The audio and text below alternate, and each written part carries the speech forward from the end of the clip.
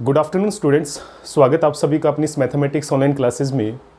हम लोगों ने 9.3 कल कंप्लीट कर ली थी और 9.4 के अंदर हमने जो स्टार्टिंग के आंशिक भिन्नों में वियोजन के जो मेथड थे वो हमने अच्छे से कल पढ़ लिए थे। हमने कल 2 मानक सूत्र भी प्रूफ किए थे। आंशिक भिन्नों में वियोजन का जो तरीका था वो अलग अलग परिमेय फलनों के लिए अलग अलग होगा। वो डिपेंड करता है कि हर में हमारे पास किस प्रकार के गुणनखंड आए हैं। अलग अलग स्थितियों के अनुसार मैंने आपको अलग अलग आंशिक भिन्नों में वियोजन की जो प्रक्रिया थी वो कल अच्छे से समझाई थी। 2 मानक सूत्र जो हमने प्रूफ किए थे उसके अंदर हमने जो एक कल दूसरा मानक सूत्र प्रूफ किया था dx अपॉन में a square minus x square is equals to 1/2a log a minus x upon a plus x.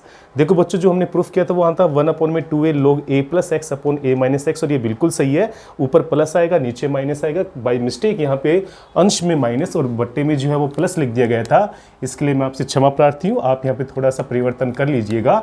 अंश में तो आएगा प्लस और यहाँ पर आने वाला है माइनस। जो प्रूफ किया था उसमें कहीं किसी भी प्रकार की कोई दिक्कत नहीं है, लेकिन आपको यहाँ पे जरूर चेंज करना पड़ेगा। dx अपॉन में a square minus x square जो होता है वो 1/2a log a plus x upon में a माइनस एक्स के इक्वल होगा। ऊपर प्लस आएगा और नीचे माइनस आएगा। तो देखिए बच्चों, आज हम स्टार्ट करें एक्सरसाइज 9.4 और उसके जो क्वेश्चंस हैं वो मानक सूत्रों तथा आंशिक भिन्नों में वियोजन के जो नियम हैं उनके ऊपर आधारित रहेंगे। आप उनको बड़े ध्यान से समझने का प्रयास कीजिए। देखिए बच्चों, एक्सरसाइज 9.4 का जो पहला क्वेश्चन है वो हमें दिया हुआ इंटीग्रेशन dx बटे 16 माइनस 9x स्क्वायर। देखिए बच्चों, यहाँ पे मानक सूत्र ही हमें अप्लाई करना पड़ेगा, लेकिन मानक सूत्र यहाँ पे कौन सा अप्लाई होगा ये देखने वाली बात होगी। देखिए बच्चों, यहाँ पे क्या करेंगे, अंश में तो है dx, हर में देखिए बच्चों 16 को हम लिख सकते हैं यहाँ पे 4 का स्क्वायर और 9x की स्क्वायर को हम एक साथ लिख सकते हैं यहाँ पे 3x की होल स्क्वायर। क्या लिख सकते हैं यहाँ पे 3x की होल स्क्वायर। अब देखिए बच्चों, अगर मैं यहाँ पे 3x को t मान के चलता हूँ, 3x को t मान के चलता हूँ तो यहाँ पे 3dx बराबर मेरे पास आ जाएगा dt। तो यहाँ से जो dx की जो वैल्यू है बच्चों वो आ जाएगी आपके पास dt बटे में 3। तो देखिए बच्चों, हम क्या करेंगे, जैसे मैं ये वैल्यूज यहाँ इस समाकलन के पद में रखता हूँ तो समाकलन क्या हो जाएगा, dx के स्थान पे तो आएगा dt बटे 3 आ जाएगा बाहर, और यहाँ पे आ जाएगा बच्चों 4 की स्क्वायर और माइनस में t की स्क्वायर। अब आप खुद देख पा रहे हैं बच्चों कि हमारा जो इंटीग्रेशन है वो दूसरे मानक सूत्र के अनुसार कन्वर्ट हो चुका है, dx बटे a square minus x square. तो देखिए बच्चों, कल ही मैंने आपको बताया था dx बटे a square minus x square का जो इंटीग्रेशन होता है वो 1/2a और यहाँ पर आता है log a प्लस एक्स और बट्टे में a माइनस एक्स और प्लस c होता है। तो यहाँ पे देखिए बच्चों, a के स्थान पे तो हमें रखना पड़ेगा 4 और x के स्थान पे रखना पड़ेगा t। तो देखो बच्चों, इस प्रकार जो फॉर्मूला जैसे ही मैं इसमें अप्लाई करूँगा मेरे पास क्या आएगा, बाहर 1/3 जो है वो अचर रहेगा। फॉर्मूला अप्लाई करेंगे तो 1/2a का जो मान है वो 4 है। लोग के आगे देखिए बच्चों यहाँ पे a प्लस एक्स, तो a का मान यहाँ पे 4 है, प्लस x के स्थान पे आएगा t और नीचे आ जाएगा यहाँ पे 4 माइनस t और प्लस का आ जाएगा c। अब देखिए बच्चों, यहाँ पे हम लोग t की वैल्यू वापस रखेंगे तो यहाँ पे आ जाएगा आपका फाइनल आंसर 1/24 और ये हो जाएगा आपस में लोग और 4 प्लस t की जो वैल्यू है वो है 3x। तो यहाँ पे आएगा 4 प्लस 3x बटे 4 माइनस 3x और प्लस का आ जाएगा c, और यही इसका सॉल्यूशन होगा। तो देखा बच्चों, हमने यहाँ पे सवाल को इस फॉर्मूले के अकॉर्डिंग कन्वर्ट करके ये फॉर्मूला हमने जैसे ही अप्लाई किया हमें जो है इसका आंसर जो है बड़ी आसानी से प्राप्त हो गया। यहाँ पे बच्चों हम इसको डायरेक्ट भी कर सकते थे। अगर आप यहाँ पे इसको a square minus x square का रूप मानते, इस पूरे को अगर आप x मान के चलते तो 1/2a, तो a की वैल्यू यहाँ पे क्या है 4 और यहाँ पर भी आता log a प्लस एक्स यानी कि 4 प्लस 3x और बटे 4 माइनस 3x और प्लस का c। लेकिन बच्चों इसमें ध्यान रखने वाली बात ये होती कि चूंकि आपने 3x को t माना है, आपने चूंकि 3x को यहाँ पे x के तौर पे देखा है, लेकिन यहाँ जो x का गुणांक 3 है वो इंटीग्रेशन के केस में भाग में आता है बट्टे में, तो ये भाग में 3 लगाना यहाँ पे मत भूल जाना। अगर आप बिना 3x को t माने अगर ये सवाल करना चाहते हो तो यहाँ पे 3x के अंदर जो x का गुणांक 3 है वो हमेशा समाकलन के केस में क्या आएगा, भाग में आएगा, और ये हम लोग पहले भी ध्यान दे चुके हैं और इसको हम जैसे सोल्व करते हैं हमारे पास यही आंसर प्राप्त होता है। तो देखिए बच्चों, यहाँ पे जो सेकंड क्वेश्चन हम लोग करने जा रहे हैं वो भी मानक सूत्र 1 के ऊपर आधारित है। किस तरह से हम लोग इसको कन्वर्ट करेंगे, देखिए बच्चों ये कन्वर्ट हो जाएगा 1/x स्क्वायर और 36 को हम लिख सकते हैं 6 का स्क्वायर और यहाँ पर आएगा dx।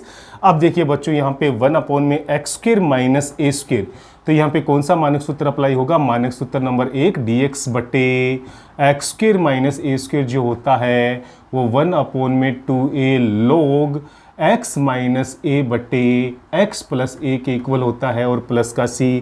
हमें सिंपल इस फॉर्मूले में a के स्थान पे लेना है 6 और x के स्थान पे चूंकि x ही रहेगा, तो देखिए बच्चों जैसे ही मैं ये फॉर्मूला अप्लाई करता हूँ मेरे पास आएगा 1/2a, a के स्थान पे 6 आ गया। आगे देखिए बच्चों यहाँ पे आएगा log x माइनस a, यानी कि x माइनस 6 बटे एक्स प्लस 6 और प्लस का c, और जैसे हम दोनों को गुणा करेंगे तो अपने पास फाइनल आंसर आएगा 1/12 और ये हो जाएगा log x माइनस 6 बटे एक्स प्लस 6 और प्लस में आएगा c। तो देखा बच्चों कितना आसान ये क्वेश्चन रहेगा, केवल फॉर्मूला अप्लाई करते ही अपने पास इसका आंसर बड़ी आसानी से प्राप्त हो जाएगा। तो देखिए बच्चों जो स्टार्टिंग के 2 क्वेश्चन हमने किए थे वो दोनों मानक सूत्रों के ऊपर आधारित थे। उनको हम लोग आंशिक भिन्नों में वियोजन विधि से भी कर सकते हैं जैसे हमने फॉर्मूला प्रूफ किया था, लेकिन जब भी सवाल मानक सूत्रों के अनुसार आए हमें मानक सूत्र ही अप्लाई करना है। अब देखिए बच्चों हम लोग जो क्वेश्चन करने जा रहे हैं वो आंशिक भिन्नों में वियोजन के उन्हीं सभी मेथड्स के ऊपर डिपेंड करेगा। तीसरा क्वेश्चन देखिए हमें इंटीग्रेशन करना है 3x बटे एक्स प्लस 1 इंटू में x माइनस 2। तो देखिए बच्चों हमें यहाँ पे जो परिमेय फलन दिया हुआ है वो यहाँ पे दिया हुआ है 3x बटे x प्लस 1 इंटू में x माइनस 2। आप समझने का प्रयास कीजिए बच्चों, ये जो परिमेय फलन है हम सबसे पहले चेक करेंगे कि ये उचित है कि विषम है। तो देखिए बच्चे यहाँ पे अंश में x की घात 1 है और हर के अंदर जो x की टोटल घात है वो यहाँ पे 2 हो जाएगी, इसलिए अंश में x की घात हर की तुलना में कम है। इस वजह से दिया गया परिमेय फलन जो है वो उचित परिमेय फलन है। अगर ये उचित परिमेय फलन है तो उसके बाद हम बात करते हैं कि इसके हर जो है वो गुणनखंड के रूप में है या नहीं है। तो हम देखेंगे इसके जो हर हैं वो भी गुणनखंड के रूप में, यहाँ पे 2 गुणनखंड है x प्लस 1 इंटू में x माइनस 2। अब हम ये चेक करते हैं कि यहाँ जो गुणनखंड हमारे पास आए वो बिना पुनरावर्ती के हैं कि पुनरावर्ती के हैं। तो आप देखेंगे बच्चों यहाँ पे जो गुणनखंड आपको प्राप्त हुए हैं इसमें किसी भी गुणनखंड की पुनरावर्ती नहीं हो रही है, ये बिना पुनरावर्ती के गुणनखंड है।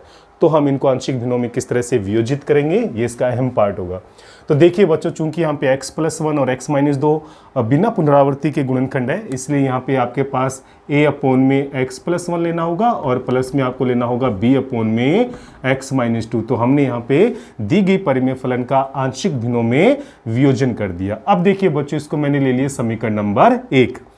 किस प्रकार से अब हम यहाँ पे a और b की वैल्यू का निर्धारण करेंगे ये मैं कल आपको बता भी चुका था और आज भी आप ध्यान से देखिएगा। यहाँ पे जो हर के अंदर x plus 1 into x minus 2 है इसका गुणा इस पूरी समीकरण से करेंगे तो देखिए बच्चों यहाँ पे तो बचेगा 3x, यहाँ पर a के गुणा में आ जाएगा आपके पास x माइनस 2 और प्लस यहाँ पे b के गुणा में आ जाएगा x प्लस 1। अब देखिए बच्चों यहाँ पे ये आ चुकी है अपने पास समीकरण नंबर 2 और इसलिए हमने कैसे प्राप्त की, समीकरण नंबर 1 के दोनों पक्षों को x plus 1 into x minus 2 से गुणा करके।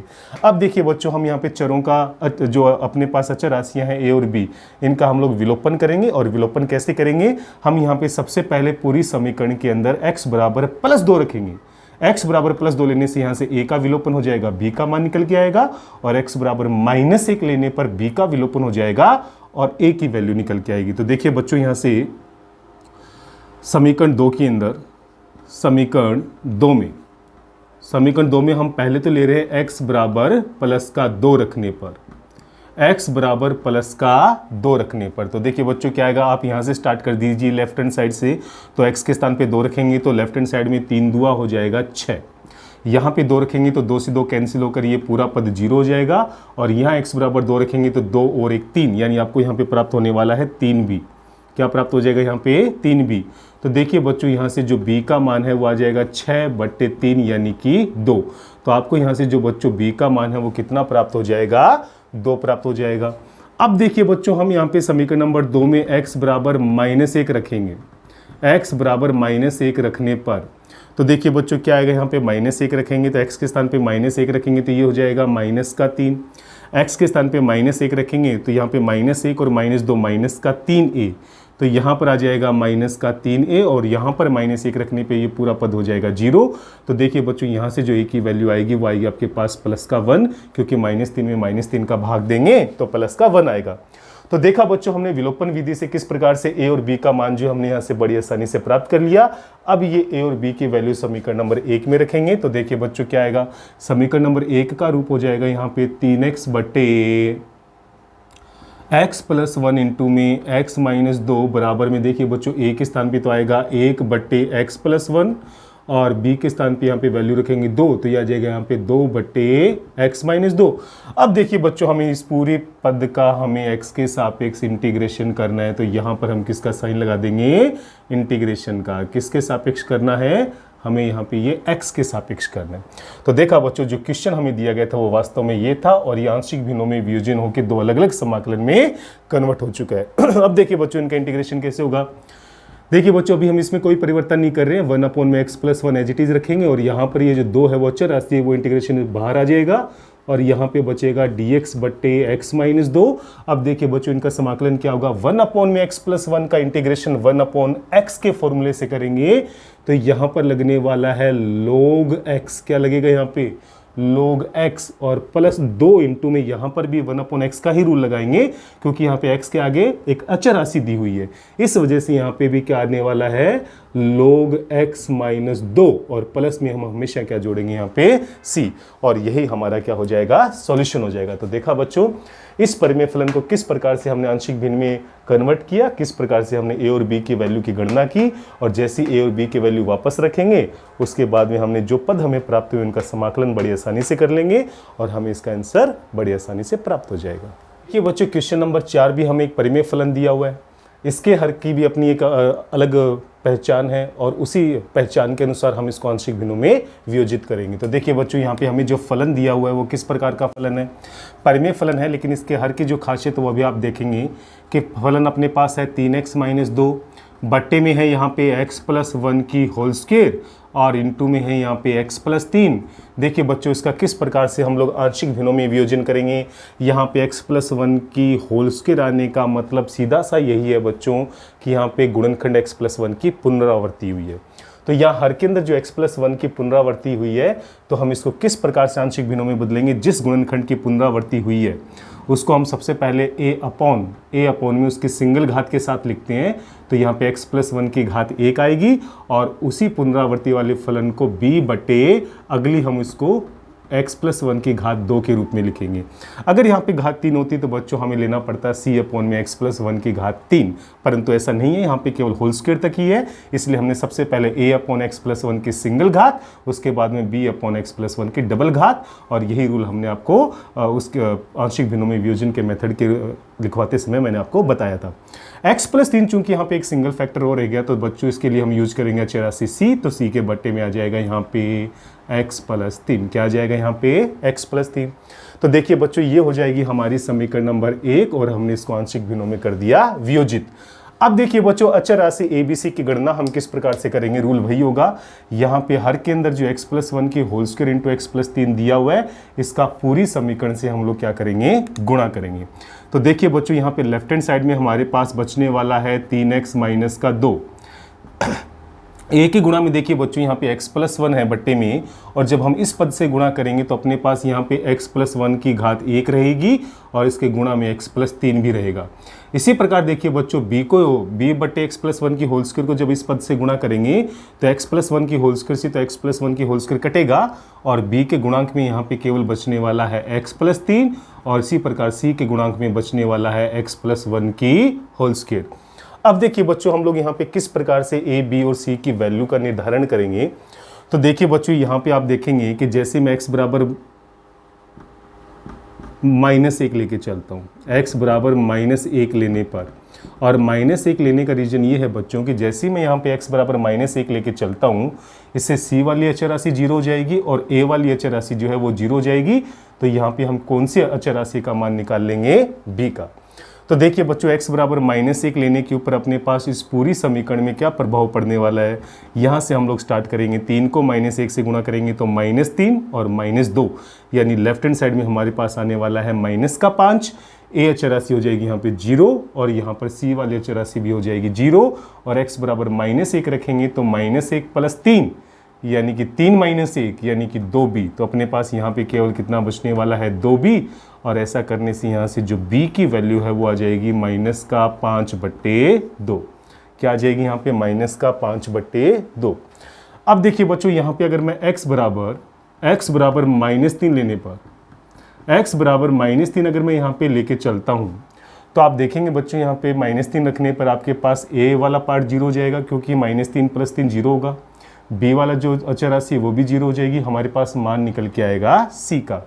तो देखिए बच्चों -3 जब मैं यहाँ पे रखूंगा तो -3 को 3 से गुणा करूंगा तो माइनस का 9 और -9 और -2 होता है -11। -3 रखेंगे तो a 0 हो जाएगा, -3 रखेंगे तो b 0 हो जाएगा और -3 यहाँ रखेंगे तो आप देखेंगे बच्चों -3 + 1 -2 और -2 का जो वर्ग होता है वो +4 होगा। तो यहाँ पे आने वाला है 4c। तो देखिए बच्चों यहाँ c की वैल्यू आएगी -11/4। तो देखा बच्चों हमने यहाँ से b और c की वैल्यू बड़ी आसानी से प्राप्त कर ली। अब देखिए बच्चों यहाँ पे x की कोई भी वैल्यू लेकर आप यहाँ पे a, b और c का विलोपन एक साथ नहीं कर सकते हैं। इसका मतलब यहाँ पे अभी अचर राशि a का मान निकालना बाकी है। ये विशेष परिस्थिति में आप लोग क्या करोगे, यहाँ पे हमें मेथड बदलना पड़ेगा। हमें इस विधि से हमने यहाँ पे b और c की वैल्यू जरूर निकाल ली, लेकिन अब हम यहाँ पे a की वैल्यू निकालने के लिए यहाँ पे दोनों पक्षों के अंदर जो x की घात है उनका कंपैरिजन करेंगे। x की घातों के गुणांकों का हम लोग कंपैरिजन करेंगे। किस प्रकार से कंपैरिजन होगा बच्चों, देखिए अगर मैं दोनों तरफ x² के गुणांक की तुलना करता हूं, दोनों पक्षों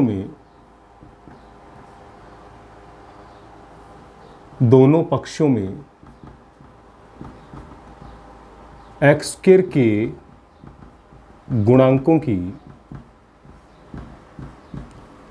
तुलना करने पर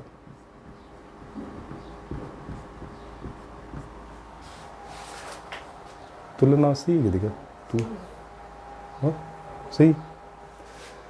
तो देखिए बच्चों x² के गुणांकों की तुलना करने पर तुलना किस प्रकार से की जाएगी, लेफ्ट हैंड साइड में देखिए बच्चों x² का कोई भी पद नहीं है। इसका मतलब यहाँ पे x² का गुणांक है 0। क्या है यहाँ पे 0। पहले पद में देखिए बच्चों x² का गुणांक क्या आने वाला है। देखिए बच्चों जब हम x को x से गुणा करेंगे, जब मैं इस गुणनखंड को इस गुणनखंड से गुणा करूंगा तो निश्चित तौर पे x का गुणा x से होगा, यानी यहाँ पे x² का पद आएगा। और उस x² के पद को जब मैं a से गुणा करूंगा तो मेरे पास यहाँ पे ax² का पद आएगा। तो पहले वाले पद में देखिए बच्चों यहाँ पे जो x² का गुणांक है वो हो जाएगा a। तो यहाँ पे पहले वाले पद में जो x² का गुणांक है वो क्या हो जाएगा a। प्लस b वाले अचर राशि वाले गुणनखंड में आप देखेंगे x² का कोई भी पद नहीं है, तो हमें यहाँ पे x² का कोई भी गुणांक प्राप्त नहीं होगा। परंतु यहाँ पे जब मैं x+1 की होल स्क्वायर खोलूंगा तो यहाँ पे मेरे पास पहला ही पद x² आएगा और उसको c से गुणा करूंगा तो मुझे यहाँ पे cx² मिलेगा। तो यहाँ पर x² का गुणांक मुझे क्या मिलेगा c। तो देखिए बच्चों यहाँ पे तीसरे पार्ट में मेरे को x² का गुणांक क्या मिलने वाला है +c। तो देखो बच्चों एक बार फिर से आप समझने का प्रयास कीजिए हमने किस प्रकार से यहाँ पे x² के गुणांक की तुलना की है। यहाँ पे लेफ्ट हैंड साइड में चूंकि x² का कोई भी पद नहीं है, इस वजह से यहाँ पे x² का गुणांक हमने क्या ले लिया 0। इस पद के अंदर पहले पद की बात करें तो जब हम x को x से गुणा करेंगे तो x² का पद आएगा, उसको जब हम a से गुणा करेंगे तो ax² का पद आएगा, यानी पहले पद में जो x² का गुणांक है वो क्या आ जाएगा a आ जाएगा। प्लस दूसरे पद में आप देखेंगे कि x² का कोई भी पद विद्यमान नहीं है, लेकिन जब तीसरे पद की तरफ जाएंगे और x+1 की होल स्क्वायर खोलेंगे तो यहाँ पे अपने पास पहला ही पद x² आएगा और उसको जब हम c से गुणा करेंगे तो cx² प्राप्त होगा और यहाँ x² का गुणांक हमें क्या प्राप्त हो जाएगा c। तो तीसरे पद में हमें प्राप्त होगा प्लस का c। अब देखिए बच्चों हम यहाँ से a का मान कैसे निकालेंगे, a जो है वो किसके इक्वल हो जाएगा यहाँ पे -c के, और चूंकि c की वैल्यू हम पहले ही निकाल चुके हैं -11/4। जैसे वो -11/4 में यहाँ पे अप्लाई करता हूँ मेरे पास a की वैल्यू आएगी तो ये माइनस माइनस हो जाएगा प्लस और मेरे पास a की वैल्यू प्राप्त हो जाएगी प्लस का 11/4। देखिए बच्चों यहाँ पे हम लोग ABC की वैल्यू जैसे समीकरण नंबर 1 में रखते हैं, समीकरण नंबर 1 से देखिए बच्चों हमें क्या प्राप्त होगा, a की वैल्यू चूंकि 11/4 प्राप्त हुई है तो देखिए बच्चों यहाँ पे क्या आएगा 11/4 और यहाँ पे पद है x+1। क्या दिया हुआ हमें यहाँ पे पद x+1। अब देखिए बच्चों आगे b की वैल्यू अपने पास आई है यहाँ पे -5/2, तो ये हो जाएगा -5/2 और यहाँ पे जो पद है बट्टे में वो है x+1 की होल स्क्वायर। और आगे देखिए बच्चों c की चूंकि वैल्यू -11/4 है तो वो -11/4 में यहाँ पे लिखूंगा और अपने पास जो पद है बट्टे के अंदर वो हमें दिया हुआ यहाँ पे x+3, तो यहाँ पे आ जाएगा x+3। अब देखिए बच्चों जैसे हम इस तीनों पार्ट का हम इंटीग्रेशन करेंगे तो देखिए बच्चों यहाँ पे 11/4 बाहर आएगा, समाकलन के अंदर बचेगा आपके पास dx/x+1। यहाँ पे -5/2 इंटीग्रेशन से बाहर आएगा क्योंकि ये अचर राशि है, यहाँ पे बचेगा 1/x+1 की होल स्क्वायर इंटू में dx और यहाँ से भी -11/4 जो है वो बाहर आएगा और इंटीग्रेशन में बचेगा dx बटे x प्लस 3। अब देखिए बच्चों इनका समाकलन बहुत आसान है। यहाँ पे 11 बटे 4 अचर राशि है और dx बटे x प्लस 1 का इंटीग्रेशन 1/x की तरह करेंगे तो यहाँ पर लग जाएगा log x प्लस 1। क्या लग जाएगा यहाँ पे? log x plus 1। अब देखिए बच्चों -5/2 यहाँ पे अचर राशि है, इसका इंटीग्रेशन होगा 1/x² के फॉर्मूले से, 1/x² के फॉर्मूले से। तो देखिए बच्चों आप अच्छे से जानते हैं कि 1/x² का इंटीग्रेशन क्या होता है। आप इसको डायरेक्ट भी याद रख सकते हैं। इसका इंटीग्रेशन होता है माइनस का 1/x। क्या होता है? माइनस का 1/x। तो इसको करने का तरीका बहुत सिंपल है। x की घात 2 जब ऊपर जाएगा अंश में तो ये घात -2 हो जाएगा और इस घात में मैं यहाँ पे 1 जोड़ूंगा और बट्टे में भी अगर ये सेम ही घात लेके आता हूँ तो मेरे पास इसको सोल्व करने पे माइनस का 1/x ही बचने वाला है। तो देखिए बच्चों आप इसको डायरेक्ट याद रखेंगे, 1/x² का समाकलन होता है माइनस का 1/x। इसी प्रकार 1/x प्लस 1 की होल स्क्वायर का समाकलन होगा माइनस का 1/x प्लस 1। तो माइनस माइनस हो जाएगा प्लस और यहाँ पर बट्टे में आ जाएगा x प्लस 1 और आगे देखिए बच्चों माइनस का 11/4 और इसको मैं 1/x की तरह करने वाला हूँ तो इसका इंटीग्रेशन हो जाएगा यहाँ पे log x प्लस 3 और प्लस का c। अब देखिए बच्चों यहाँ पे पहले पद और तीसरे पद के अंदर जैसे ही मैं 11/4 यहाँ पे कॉमन लेता हूँ तो मेरे पास यहाँ बचेगा log x प्लस 1 और माइनस का log x प्लस 3। और आप अच्छे से जानते हैं कि log x प्लस 1 और log x प्लस 3 के बीच में चूंकि माइनस का चिन्ह आएगा इसलिए log के बाद में ये जो दोनों पद हैं वो चले जाएंगे भाग में। तो x प्लस 1 तो आएगा अंश में और x प्लस 3 आएगा हर में और आगे आपके पास पद बचेगा 5/2 x प्लस 1 और प्लस में यह आएगा c। तो इस प्रकार से बच्चों हम लोग बड़ी आसानी से इस इंटीग्रेशन को सोल्व कर सकते हैं। तो देखा बच्चों किस प्रकार से हमने इसको आंशिक भिन्नों में बदला है और इसमें ABC के वैल्यू निकालने का इस बार जो नया तरीका आपने देखा है वो है यहाँ पे x² के गुणांकों की तुलना हमने किस प्रकार से की। आवश्यकता पड़ने पे यहाँ पे x के गुणांक की भी तुलना की जा सकती है और इससे अचर राशि की भी तुलना की जा सकती है। वो डिपेंड करेगा अलग अलग सवाल पे, अलग अलग सिचुएशन पे। लेकिन हर बार यहाँ पे जरूरी नहीं है कि आप लोग विलोपन विधि से प्रत्येक अचर राशि का मान आसानी से निकाल पाओ। जैसा कि इस क्वेश्चन के अंदर हमने b और c की वैल्यू तो निकाल ली परंतु a की वैल्यू निकालने के लिए हमें x² के गुणांकों की करनी पड़ी थी तुलना। तो देखिए बच्चों इसके ऊपर आपको अभ्यास करना पड़ेगा लेकिन ये सवाल काफ़ी आसान रहेगा आप लोगों के लिए। तो देखिए बच्चों हम करने जा रहे हैं यहाँ पे क्वेश्चन नंबर 5। तो देखिए बच्चों क्वेश्चन नंबर 5 में जो हमें फलन दिया हुआ है, जो परिमेय फलन दिया हुआ है वो किस प्रकार का परिमेय फलन है। अंश में दिया हुआ है हमें x की स्क्वायर, बट्टे में है हमारे पास x प्लस 1 और यहाँ पर है अपने पास x माइनस 2 और यहाँ पर है x माइनस 3। तो देखिए बच्चों यहाँ पे जो परिमेय फलन हमें दिया हुआ है इसके हर के अंदर देखिए आप देखेंगे कि बिना पुनरावृत्ति के रेखीय गुणनखंड है और रूल के अनुसार जब बिना पुनरावृत्ति के रेखीय गुणनखंड आते हैं तो हम यहाँ पे उतनी ही अचर राशियों का इस्तेमाल करते हैं। तो देखिए बच्चों इन तीनों को आंशिक भिन्नों में वियोजित करने के लिए मैं यहाँ पे a/x प्लस 1 लिखूंगा, प्लस में यहाँ पर b के अपोन में आ जाएगा x माइनस 2 और यहाँ पर c के अपोन में आ जाएगा x माइनस 3। अब देखिए बच्चों ये हो जाएगा अपना समीकरण नंबर 1 और हमने इसको आंशिक भिन्नों में कर दिया है वियोजित। अब हम किस प्रकार से अचर राशि ABC का मान निकालेंगे ये यहाँ पे महत्वपूर्ण है। हर क्वेश्चन के अंदर ये समान तरीका ही रहेगा यहाँ पे इनको सोल्व करने का, इनकी वैल्यूज निकालने का कि हम लोग यहाँ लेफ्ट हैंड साइड में जो हर के अंदर जो लेफ्ट हैंड साइड का जो हर है उसका पूरी समीकरण से कर देंगे गुणा। तो x प्लस 1 x माइनस 2 और x माइनस 3 का जब पूरी समीकरण से गुणा करेंगे तो लेफ्ट हैंड साइड में तो बचेगा x²। यहाँ पर देखिए बच्चों a के गुणांक के रूप में क्या आएगा, x प्लस 1 से x प्लस 1 कटेगा तो यहाँ हमारे पास बचेगा x माइनस 2 इंटू में x माइनस 3 प्लस b के गुणांक के रूप में क्या आएगा, x माइनस 2 से x माइनस 2 कटेगा तो यहाँ गुणांक के रूप में बचेगा x प्लस 1 इंटू में x माइनस 3 और c के गुणांक के रूप में देखिए बच्चों x माइनस 3 से x माइनस 3 कटेगा तो यहाँ बचेगा x प्लस 1 इंटू में x माइनस 2। ये हो जाएगी यहाँ पे समीकरण नंबर 2। अब देखिए बच्चों यहाँ पे हम लोग किस प्रकार से ABC का मान निकालेंगे। हम सबसे पहले वही विलोपन विधि इस्तेमाल करेंगे। x के भिन्न भिन्न मानों के संगत यहाँ पे इन अचर राशियों का विलोपन करेंगे और बची हुई अचर राशि का मान निकालेंगे। तो देखिए बच्चों यहाँ पे समीकरण नंबर 2 में मैं यहाँ पे x बराबर -1 भी लेके चलूंगा। -1 लेने पर क्या होगा बच्चों, -1 लेने पर -1 प्लस 1 चूंकि यहाँ 0 होगा तो b का विलोपन होगा और यहाँ पर c का विलोपन होगा और मान निकल के आएगा यहाँ पे अचर राशि a का। इसी प्रकार देखिए बच्चों मैं यहाँ पे x बराबर प्लस का 2 लेके चलूंगा। x बराबर +2 लेने पर क्या होगा, x बराबर +2 लेने पर a का विलोपन हो जाएगा और c का विलोपन हो जाएगा और मान निकल के आएगा यहाँ पे b का। और जब मैं यहाँ पे x बराबर +3 लेके चलूँगा तो आप देख सकते हैं यहाँ पे कि x बराबर 3 लेने पर a का विलोपन होगा और b का विलोपन होगा, तो यहाँ से अचर राशि c का मान निकल के आएगा। कहने का मतलब इस मेथड से हम तीनों अचर राशि का मान बड़ी आसानी से प्राप्त कर लेंगे।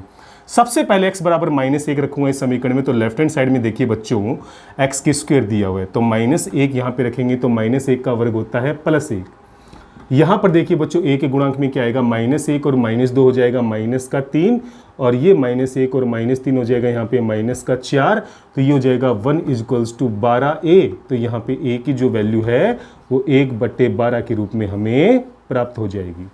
आगे बढ़ते हैं बच्चों, देखिए यहाँ पे जब मैं x बराबर +2 लेके चलूंगा तो यहाँ पे लेफ्ट हैंड साइड में 2 का वर्ग हो जाएगा +4। x बराबर 2 रखने पर a का गुणांक 0 हो जाएगा, c का गुणांक 0 हो जाएगा, तो b के गुणांक में देखिए बच्चों क्या आने वाला है, 2 और 1 3 और यहाँ पर आ जाएगा 2 में से 3 घटाएंगे तो -1, तो 4 बराबर आ जाएगा -3b। तो यहाँ से जो b का मान है वो -4/3 जो है वो हमें प्राप्त हो जाएगा। x बराबर +3 रखेंगे तो देखिए बच्चों 3 का वर्ग यहाँ पे कितना हो जाएगा 9 और यहाँ पे 3 रखेंगे तो देखिए बच्चों a 0 हो जाएगा और b 0 हो जाएगा। और x बराबर 3 रखने पे यहाँ पे c के गुणांक में देखिए बच्चों 3 और 1 हो जाएगा 4 और 3 में से 2 घटाएंगे तो आएगा +1। कहने का मतलब यहाँ 9 बराबर 4c आएगा, तो c का मान हमें प्राप्त हो जाएगा 9/4। तो देखा बच्चों हमने इस विधि से a, b और c तीनों अचर राशि का मान बड़ी आसानी से प्राप्त कर लिया। अब समीकरण नंबर 1 में जैसे ही मैं ये वैल्यू अप्लाई करता हूँ तो देखिए बच्चों समीकरण नंबर 1 में हमें क्या दिया हुआ है, यहाँ पर है x की स्क्वायर बट्टे में हमें दिया हुआ है x + 1 x - 2 x - 3 बराबर में देखिए बच्चों a की वैल्यू हम रखेंगे, तो चूंकि a की वैल्यू 1/12 है तो ये आ जाएगा 1/12 और बट्टे में यहाँ पे पद दिया हुआ है x + 1। उसके बाद में b की वैल्यू रखेंगे -4/3, तो -4/3 और यहाँ पर b के बट्टे में जो वैल्यू है पद है वो x - 2 दिया हुआ है और c की वैल्यू चूंकि 9/4 है तो 9/4 c की वैल्यू रखेंगे और बट्टे वाला जो पद है वो x - 3 रहेगा एज इट इज़। अब देखिए बच्चों हमें इस पद का करना है x के सापेक्ष समाकलन, तो हमें इन तीनों ही पदों का भी करना पड़ेगा x के सापेक्ष समाकलन। तो देखिए बच्चों इनका x के सापेक्ष समाकलन हम किस प्रकार से करेंगे, यहाँ पे अचर राशि 1/12 आ जाएगा इंटीग्रेशन से बाहर और यहाँ बचेगा dx/x + 1 -4/3 अचर राशि है वो आ जाएगा इंटीग्रेशन से बाहर, तो यहाँ पे बचेगा dx के बट्टे में x - 2 और यहाँ पर भी बच्चों 9/4 अचर राशि बाहर आ जाएगा, तो इंटीग्रेशन में बचेगा dx/x - 3।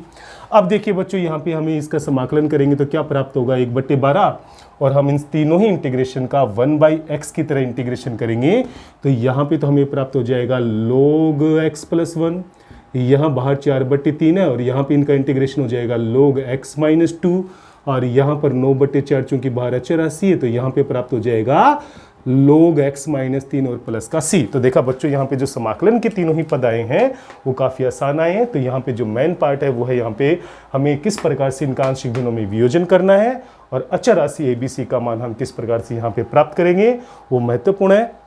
इंटीग्रेशन का जो पार्ट है वो काफ़ी आसान और बेहद सिंपल आप लोगों के लिए रहेगा। देखिए बच्चों हो सकता है किताब के अंदर जो आंसर दिया हो वो इससे मैच नहीं करे, तो बुक के अंदर जो आंसर है वो थोड़ा रॉन्ग होगा, आप उसमें थोड़ा चेंज कर लीजिएगा और ये क्वेश्चन आपको इसी प्रकार से संपन्न। तो देखिए बच्चों क्वेश्चन नंबर 6 में हमें फलन दिया हुआ है x² - x² - 12। आप देखेंगे बच्चों यहाँ पे हमारे पास जो परिमेय फलन है वो किस रूप का है, यहाँ पर अंश में है x² बट्टे में है x⁴ माइनस का x² और माइनस का 12। तो देखिए बच्चों यहाँ पर हमें जो बट्टे में गुणनखंड दिया हुआ है, हमें जो पद दिया हुआ है वो x⁴ के अंदर एक द्विघात समीकरण है। यहाँ पे जो आपके पास पद है x⁴ माइनस x² माइनस का 12, ये x² के अंदर एक द्विघात समीकरण है। अभी हमारे पास इसके गुणनखंड नहीं है, तो हमारा सबसे पहला काम होगा कि हर को गुणनखंड के रूप में व्यवस्थित करना। तो देखिए बच्चों मैं आपको यहाँ पे रफली समझा रहा हूँ कि अपने पास फलन है x⁴ माइनस x² और माइनस का 12, तो हम किस प्रकार से इसको गुणनखंड के तौर पे लिखेंगे। तो देखो गुणा करने पे माइनस का 12 x⁴ और जोड़ने घटाने पे माइनस का x² आना चाहिए, तो यहाँ पे माइनस का 4 और प्लस का 3 इसके गुणनखंड हो जाएंगे। तो देखिए बच्चों x⁴ माइनस का 4x² और प्लस का 3x स्क्वायर इसके बीच वाले पार्ट के फैक्टर हो जाएंगे और माइनस का 12 लास्ट में एज इट इज रहेगा। दो के जोड़े के साथ हम यहाँ से कॉमन लेंगे तो देखिए बच्चों x की घात 2 यहाँ पे कॉमन आएगा तो यहाँ बचेगा एक्स स्क्वायर माइनस का 4 और यहाँ पे जब 3 कॉमन लेंगे तो यहाँ पे भी बचेगा एक्स स्क्वायर माइनस 4। अब देखिए बच्चों एक्स स्क्वायर माइनस 4 आएगा कॉमन तो यहाँ पे बचने वाला है एक्स स्क्वायर प्लस का 3। तो देखा बच्चों आपने हमने किस प्रकार से इस बट्टे वाले हर वाले पार्ट के हमने यहाँ पे फैक्टर प्राप्त किए। तो देखिए बच्चों यहाँ पे क्या आने वाला है एक्स स्क्वायर बटे और हर के अंदर देखिए जो फैक्टर आए अपने पास वो है यहाँ पे एक्स स्क्वायर माइनस का 4 और यहाँ पर हमें प्राप्त हुआ है एक्स स्क्वायर और प्लस का 3। अब देखिए बच्चों हमने यहाँ पे जैसे ही हर के गुणनखंड किए तो हमारे पास जो परिमेय फलन जो है वो किस रूप में कन्वर्ट हो गया। आप देखेंगे कि यहाँ पे अंश तथा हर के अंदर x का जो पद है वो द्विघाती है। किसका है यहाँ पे द्विघाती है। तो मैंने आपको यहाँ पे एक रूल और एक नियम बताया था कि जब भी अंश और हर के अंदर x का पद पूरी तरह से द्विघाती हो तो हम उसको एक घाती मानकर हम उसका आंशिक भिन्नों में वियोजन करते हैं। तो देखिए बच्चों हम इसका किस प्रकार से वियोजन करेंगे। हम इसको एक घात का ही मान के चलेंगे तो ये हो जाएगा a अपॉन में एक्स स्क्वायर माइनस 4 और ये हो जाएगा b अपॉन में एक्स स्क्वायर प्लस 3। लेकिन आपको इस कंफ्यूजन से बचने के लिए हम यहाँ पे मान के चलते हैं। हमने यहाँ पे माना, देखिए बच्चों हम यहाँ पे मान के चलेंगे कि जो एक्स स्क्वायर है वो किसी चर राशि किसके बराबर है एक घाती y के बराबर है। ऐसा इसलिए बच्चों केवल आपका कंफ्यूजन दूर करने के लिए एक बार मैं यहाँ पे एक्स स्क्वायर बराबर क्या मान के चल रहा हूँ y, यानी यहाँ पे अंश और हर के अंदर जब x का पद जो है वो द्विघाती आ जाए तो हम उसको एक घाती मान के सोल्व करते हैं। तो मैंने यहाँ पे इसी क्रम में एक्स स्क्वायर बराबर क्या मान लिया y। ध्यान रहे बच्चों अब यहाँ पे इसका अवकलन करके dx का मान निकालना नहीं है, y की वैल्यू समाकलन से पहले हमें वापस भी रखनी है क्योंकि ये केवल कंफ्यूजन दूर करने के लिए आपको बताया गया है। तो देखिए बच्चों समाकलन किस रूप में कन्वर्ट हो जाएगा, ये आपका जो परिमेय फलन है ये कन्वर्ट हो जाएगा y अपॉन में y माइनस 4 इंटू में y प्लस 3 के रूप में कन्वर्ट हो जाएगा। तो देखिए बच्चों इसका आंशिक भिन्नों में वियोजन हम किस प्रकार से करेंगे। आप देखेंगे बच्चों यहाँ पे चूंकि ये रेखिक है और रेखिक दिखाई भी दे रहे हैं तो यहाँ पे हम इसके लिए यूज करेंगे a बट्टे y माइनस 4 और प्लस में b बट्टे यहाँ पर आ जाएगा y प्लस 3। अब देखिए बच्चों हम यहाँ पे किस प्रकार से इसको हम ले लेते हैं समीकरण नंबर 1। तो देखिए बच्चों यहाँ पे समीकरण नंबर 1 से हम किस प्रकार से अचर राशि a और b का मान निकाल लेंगे। पूरी समीकरण को हर से करेंगे गुणा तो यहाँ पे तो बचेगा बच्चों y और यहाँ पर a के गुणांक के रूप में आ जाएगा y प्लस 3 और यहाँ पर b के गुणांक के रूप में आ जाएगा y माइनस 4 और समीकरण नंबर 2 में y के अलग अलग वैल्यूज रखकर हम यहाँ से a और b का बारी बारी से विलोपन करेंगे। तो देखिए बच्चों यहाँ पे हम लोग समीकरण 2 में हम यहाँ से y बराबर प्लस का 4 लेंगे जिससे b का विलोपन होगा और y बराबर हम यहाँ पे माइनस का 3 लेंगे जिससे a का विलोपन हो। तो देखिए बच्चों y बराबर 4 जब समीकरण नंबर 2 में रखेंगे तो लेफ्ट हैंड साइड में यहाँ पर आएगा 4, यहाँ पर a के गुणांक में आ जाएगा 4 प्लस 3 यानी कि 7 और b का मान हो जाएगा 0। तो यहाँ से a का मान निकल के आएगा 4/7। क्या निकल के आएगा 4/7। अब देखिए बच्चों यहाँ से हम लोग जो y की वैल्यू जो -3 रखेंगे तो लेफ्ट हैंड साइड में यहाँ पे y के स्थान पे आएगा -3 और यहाँ पर a के गुणांक में देखिए बच्चों यहाँ पर क्या आएगा -3 + 3 यानी ये पूरा पार्ट हो जाएगा 0 और b के गुणांक में हमारे पास आएगा -3 और -4 यानी कि -7। तो यहाँ से b की वैल्यू हो जाएगी +3/7। क्या हो जाएगी यहाँ पे +3/7 हो जाएगी। अब देखिए बच्चों a और b का मान हम लोग यहाँ पे समीकरण नंबर 1 में रखेंगे। तो देखिए बच्चों समीकरण नंबर 1 से हमें क्या प्राप्त होगा, यहाँ पे तो है हमारे पास y बट्टे y माइनस 4 और यहाँ पर है y प्लस 3 और हमें चूंकि अभी इसका x के सापेक्ष इंटीग्रेशन करना है, ये बात ध्यान रख लीजिएगा बच्चों क्योंकि हमने यहाँ से dx का मान नहीं निकाला था dy के पदों में, इसलिए इंटीग्रेशन तो अभी x के सापेक्ष ही होगा और हमें y की वैल्यू अभी यहाँ पे x स्क्वायर वापस भी रखनी होगी। तो देखिए बच्चों यहाँ पे क्या आएगा, a की जो वैल्यू है वो 4/7 है तो a का मान हम यहाँ पे रख देंगे 4/7, वो तो आ जाएगा इंटीग्रेशन से बाहर और यहाँ पर पद बचने वाला है dx बट्टे y माइनस 4। यहाँ पर भी ये इंटीग्रेशन x के ही सापेक्ष होगा। मैं बार बार बता रहा हूँ क्योंकि हमने यहाँ से dy की वैल्यू नहीं निकाली थी, dx का मान dy के पदों में नहीं निकाला था, इंटीग्रेशन अभी भी x के सापेक्ष होने वाला है। b की वैल्यू जो मैं यहाँ पे रखूंगा 3/7 तो देखिए बच्चों इंटीग्रेशन में पद आएगा dx बट्टे y प्लस 3। क्या आ जाएगा यहाँ पे dx बट्टे y प्लस 3। तो देखिए बच्चों यहाँ पे चूंकि इंटीग्रेशन x के सापेक्ष इसलिए हमें यहाँ पे y की जो वैल्यू है वो वापस रखनी होगी। तो देखिए बच्चों यहाँ पे इंटीग्रेशन का पार्ट बन जाएगा x स्क्वायर बट्टे में यहाँ पर आ जाएगा एक्स स्क्वायर माइनस 4 और यहाँ पर हो जाएगा एक्स स्क्वायर प्लस 3 और ये वही पद आ जाएगा जिसका हमें इंटीग्रेशन करना था और यहाँ पर आएगा dx और यहाँ पर देखिए बच्चों ये हो जाएगा dx बटे y के वैल्यू हमने रख दी यहाँ पे एक्स स्क्वायर और 4 को हम लिख सकते हैं 2 का वर्ग प्लस में देखिए बच्चों यहाँ पे 3/7 और यहाँ पर देखिए बच्चों dx बटे y का मान हमने रख दिया एक्स स्क्वायर और 3 को हम लिख सकते हैं बच्चों √3 की होल स्क्वायर और ऐसा लिखने का रीजन आप अच्छे से जानते हैं ताकि यहाँ पर जो है वो मानक सूत्र अप्लाई हो जाए।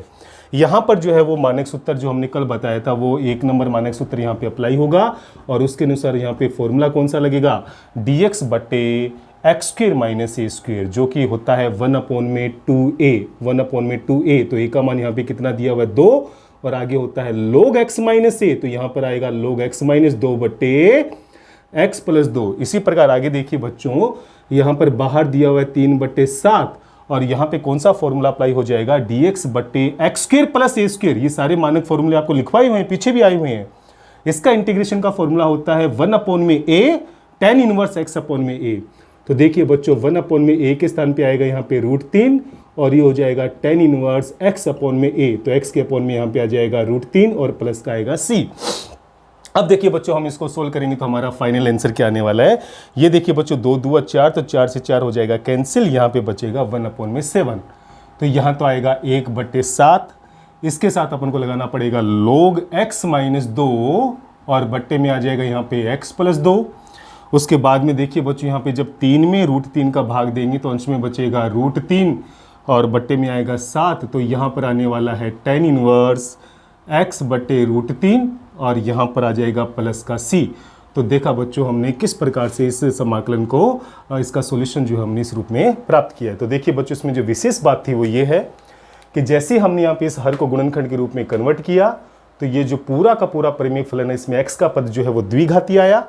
रूल के अनुसार हमें उस द्विघाती फलन को एक घाती मानकर हमें उनका आंशिक भिन्नों में वियोजन करना था। इस वजह से मैंने यहाँ पे एक्स स्क्वायर को किस के बराबर इक्वल मान के चला y ताकि आपको यहाँ पे ये पूरा परिमेय फलन एक घाती नजर आए, ये गुणनखंड एक घाती नजर आए और इनका वियोजन हम लोग एक घाती के नियम से करें। एक घाती के अंदर हमने यहाँ पे a बटे और b बटे यानी a और b दो अचर राशि का इस्तेमाल किया। इस प्रकार से विलोपन विधि से हमने यहाँ से a और b की वैल्यू हमने प्राप्त कर ली और a और b की वैल्यू रखने के बाद इंटीग्रेशन से पहले हमने यहाँ पे y की वैल्यू जो है वो वापस x स्क्वायर रख दी और बाद में यहाँ पे जो भी मानक फॉर्मूला यहाँ पे निर्धारित हुआ हमने वहाँ पे वो मानक फॉर्मूला यहाँ पे अप्लाई किया और इस पद के रूप में हमने अपना आंसर जो है वो प्राप्त किया। तो आप इस सवाल को बड़े ध्यान से करेंगे और ये सवाल थोड़ा विशेष भी रहेगा, इसके ऊपर आप लोग अच्छे से अभ्यास जरूर करें। आज के लिए बच्चों हम लोग इतना ही करने वाले हैं, बाकी के जो क्वेश्चंस है वो हम लोग कल सोल्व करेंगे। आज जितने भी क्वेश्चंस आपको बताए गए हैं आप उनके ऊपर अच्छे से अभ्यास कीजिए ताकि कल किसी भी प्रकार से आपको दिक्कत का सामना नहीं करना पड़े। जय हिंद, जय भारत।